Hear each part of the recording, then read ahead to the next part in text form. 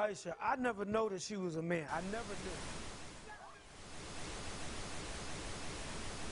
I believe that our education, like such as in South Africa and the Iraq, everywhere like such as.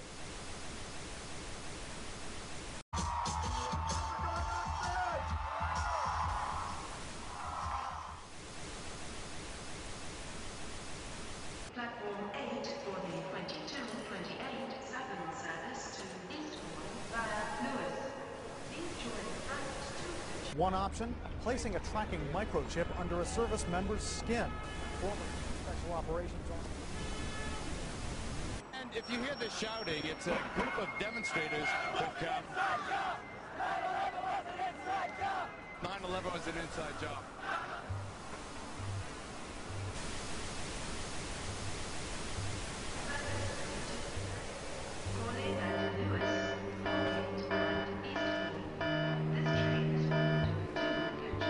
It's no longer a theory.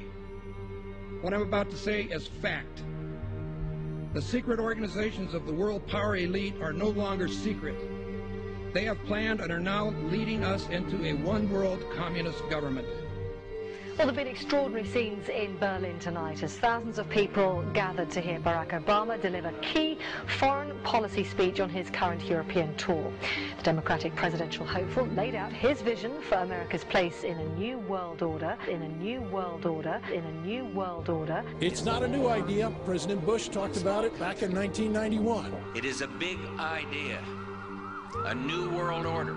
President Bush said, and it's a phrase that I often use myself, that we needed a new world order.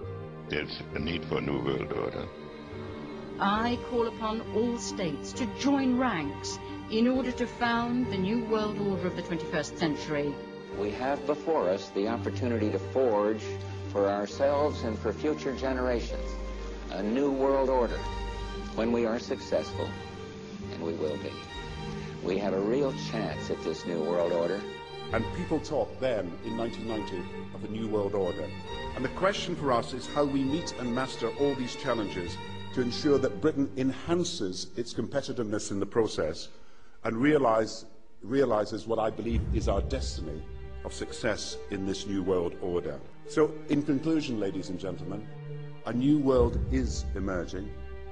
It is a new world order with significantly different and radically new challenges for the future. And people better understand that they mean exactly what they're saying. It's a new world order they're trying to create, and they're trying to do so not only without approval or consent of the governed in this country, but despite the popular will. This is a straightforward assault by the elitists in this country. There is a global meltdown coming. It is a global depression, and one world currency and one world financial system is the end game. China said last week they want one global currency. France said yesterday or the day before that they want one world order, a new world order, at the end of this event. Gordon Brown will today call on fellow world leaders to seize the opportunity created by the worldwide economic crisis to create a truly global society. The Prime Minister will use a high-profile speech in the City of London to say that Britain, the US and Europe should join together to create a new, stronger and more just world order.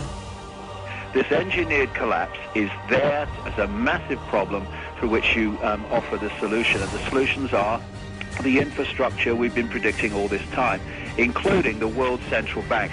The goal of this manipulation, and has been for a very long time, is to get the world population to see as a good idea, or the only option in given circumstances that are manipulated into place, the creation of a one-world government, a world central bank which would administer all financial transactions on the planet, a world currency, and a microchipped population linked to a global computer. The wealthy elite who have the money and the power know that if they can create a one world global social system, that they can control the central authority. In other words, world control, world domination. One of the oldest desires in the history of the world. There's a very, very clear-cut and easily identifiable system in place that puts all of these elements from media control to government control to energy control together into one apparatus working together effectively towards its final goal, which is, global control. Because of the compartmentalized pyramids that they've constructed within all these institutions of government and finance and corporations, the vast majority of people who are daily making contributions to push the world in this towards this Orwellian global state have no idea that they're doing that because they don't know how their contributions fit in with everyone else's. Only the few at the top do. Most people don't have a clue that unelected private bankers actually control the governments of the world. There is this cozy little myth that is perpetuated between politicians and the media. The media report the world as if presidents and prime ministers are the final arbiters and decision makers in the world, which means that the people above the level of presidents and prime ministers that really make the decisions, they're never looked at or exposed by the mainstream media because they're not accepted to exist. The central bankers of the world are working together to create a one-world government. A global police state as sinister as anything George Orwell ever wrote about, where every person on the planet Earth will have an RFID chip implanted.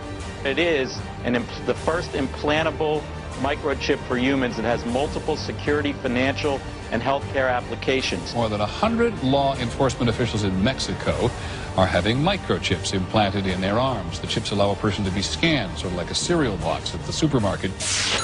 Just like the microchips implanted in the necks of dogs and cats, allowing lost pets to be identified, this glass capsule can do the same for humans. A chip in everybody would be the universal monetary system par excellence. Because there'd be no escape from it, and you'd be totally under the control of those who issue the electronic impulses in that chip. The problem throughout human society is that the good men and women do nothing. They don't want power. They don't want control. They want to lead a leisurely life. They want to spend time with their family. They want to lead simple lives. But we are forced throughout society, throughout history, and throughout human time to stand up against bullies. And many times we stand up before it's too late. And we reverse the course of tyranny. But more often than not, we don't stand up in time, and horrible things have to happen first, so decadent societies learn why liberty and freedom is so precious. If you think you don't like the situation now, then think what you're going to face a little way down the road, and more than anything, think of what your children are going to have to face. Because you think we live in a controlled society now, this is nothing compared with what they are going to have to live in. So in terms of parents who are listening to this information, I would say this: go and look your children in the eyes and tell them that you can't be bothered, or you're too frightened to do anything about it. You're too frightened to get involved, in being another conduit for getting this information further and further expanded into the public mind, that you're too frightened to get together with others to stop cooperating with this system and to not be intimidated into coming into line, which is a bit like coming into line in a concentration camp and thinking it will be okay. As long as you stay in line and you do as you're told, you'll be fine. And then you realize at the end of it, well, actually, it ain't fine. And if you'd have all rebelled earlier, then you wouldn't be in the situation you're facing now. The point of mathematics alone ought to let us see where the real power is here. There are billions of people, 6 billion, nearly getting on for 7 billion on this planet, who are being manipulated. There are, in full knowledge of what they're doing, a relative handful of those who are doing the manipulating to the end that we're talking about. They think they've beaten us. They think that they're going to have their way with us. And I'm here to tell them they're not going to have their way with us. We are going to defeat them. You guys aren't going to be able to get away with your New World Order, sir. Talk about Bill. You know what New World Order is. You will never get a New World Order. Never. National sovereignty will prevail. The New World Order is going down, sir. You can laugh. Wake up, people. Wake up. Research the New World Order. This is important. Look it up. Investigate it. Your New World Order will fall.